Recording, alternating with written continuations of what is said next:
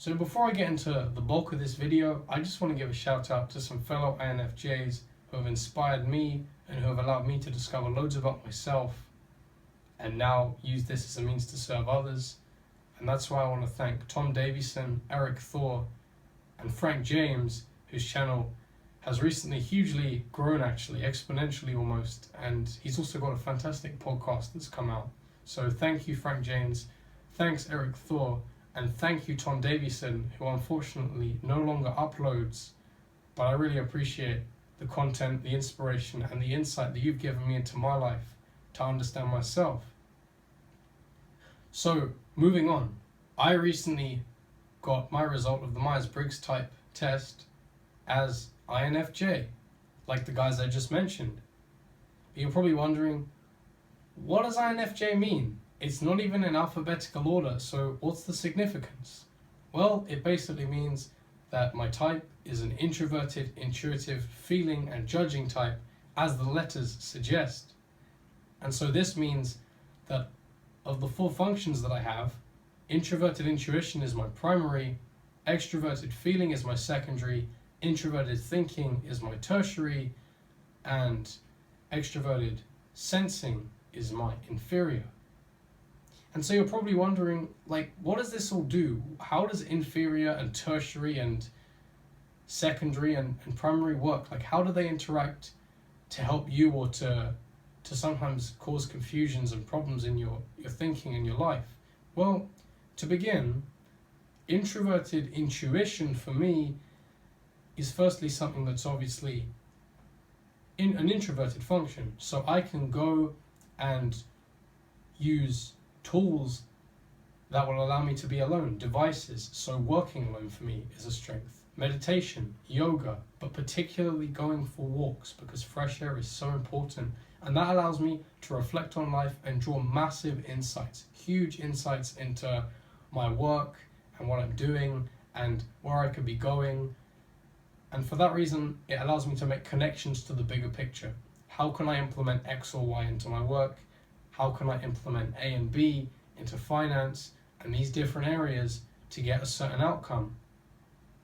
And for this reason, with this level of connections that we can make from our intuitive and subconscious side, which comes to the surface maybe more often than other people's, it's often mentioned that there's a prophetic or psychic side where we just know, we'll be in a situation and like we'll not only know the vibe, but we will totally just be like, oh, this is what it is.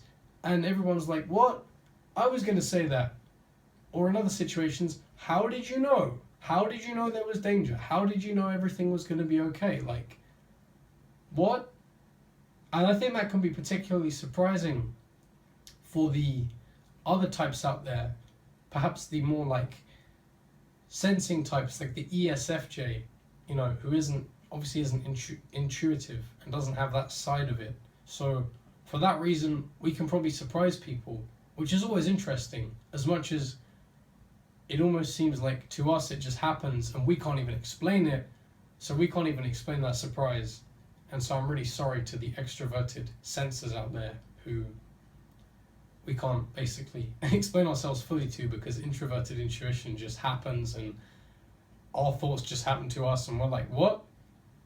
Sometimes that doesn't even make sense, which even partly contradicts the idea of where does this piece of A and B from the introverted intuition fit into the bigger puzzle. And so that's why it can even be interesting just to have that surface in the subconscious. So now you're probably thinking, what about your extroverted feeling side that you mentioned? What does that do for you? What's that like? Well, that's another interesting side, especially when you look at introverted intuition, which for me is such a powerful force because it's the dominant function, but in itself it's totally crazy because thoughts just come from this source, like the subconscious, which surfaces so much more actively and frequently than anything else we have. But especially because of its nature, it's very surprising and can shock us and go, whoa, that's mental that just happened in my head, and I thought of it because it came to me as a source.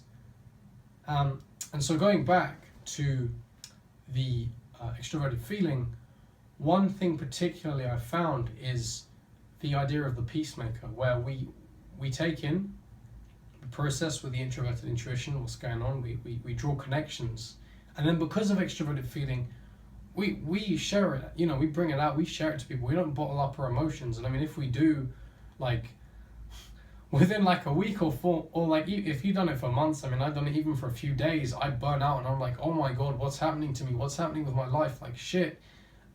And that's why I need to sometimes let extroverted feeling come to the surface and express my emotions. Unlike INFPs, who are able to regulate this more wisely by going inwards and regulating emotions and being like, it's fine, I'm composed.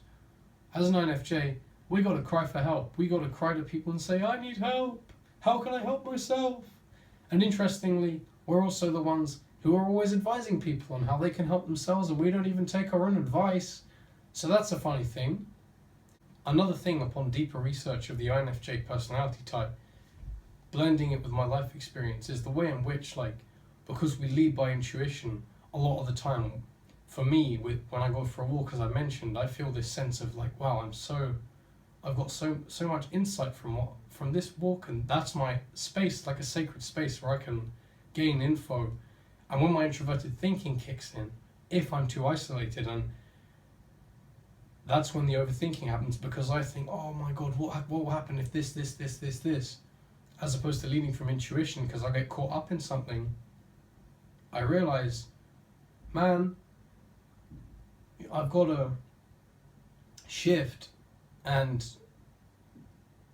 so drawing to the third, so then drawing on the tertiary function from the information from certain, so then drawing upon information from the INFJ type that the internet gracefully has provided me with and given me a lot of insight into, as well as my own experiences, and putting those two together to form a sort of lattice, if you like in chemistry. We used to like in class have like these lattices or lattice where you would like connect them up and you'd have this like mold of atoms, and that's how I feel about it. It's like my experience and the information.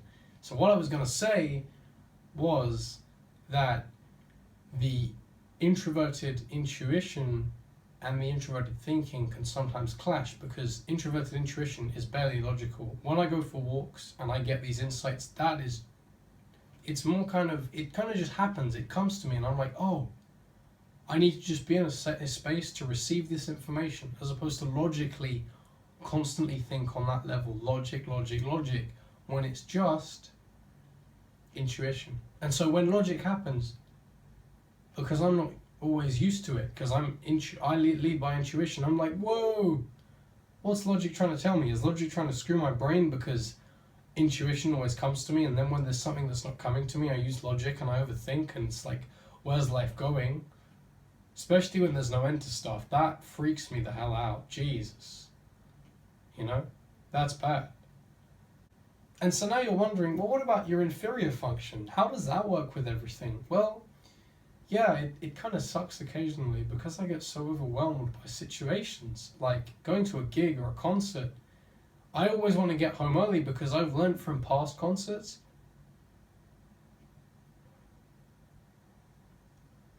so now you're wondering, what about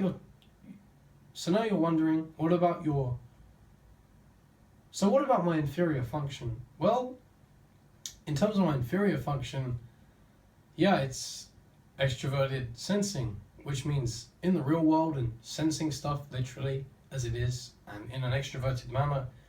That's not always something particularly that I can acclimatize to instantly and think, oh, I can immediately like be in this environment in the external realm, because as an introverted intuitive and thinker, you're always in your head, which means you can sense the vibe of a place, but then you can get overwhelmed by extroverted elements that, you know, extroverts would love, like, oh yeah, like concerts, loud music, parties, and all these places, fantastic. But for me, after seeing the Rolling Stones, for example, in Berlin, which was fucking amazing, man, what a concert. They still got it. Like, classic rock fans out there, you know what's up, and you know what I mean. It was weird because as soon as it finished, I wanted to get home and sleep. I was like, okay, it was great, but my introverted self just wants me to go home because that's what I need. I need to go home. I can't, I can't do any more. I've got to just sleep. And so we easily get overwhelmed. That is why we have to be careful. And that is partly why we have to recharge our batteries and go back into introverted hermit land, where, yeah, we need ages to just recharge and be like, I need to just be antisocial as hell because I'm tired and overwhelmed, and I need space because that's how I operate. Space and all that time I need by myself. And actually, having started a new set of visions now and plans for life, I've found working by myself in an introverted setting has had insane results for productivity. I would have never thought I could have worked, 12 hours minimum a day on what I enjoyed in various realms, for finances, for making an impact on the world, and pursuing other passions for enjoyment, and again, to try and make an income to survive.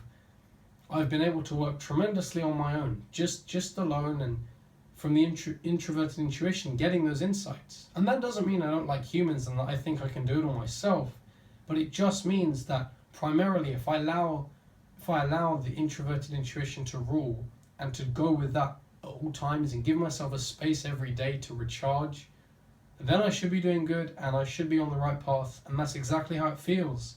So if you enjoyed this and you're an INFJ or an ENFP or an INTJ or an ESFJ, then drop me a comment, share this, and like it if you actually enjoyed this as the first video on Antoine's channel. Let me know, subscribe, and have a fantastic day as always. Peace.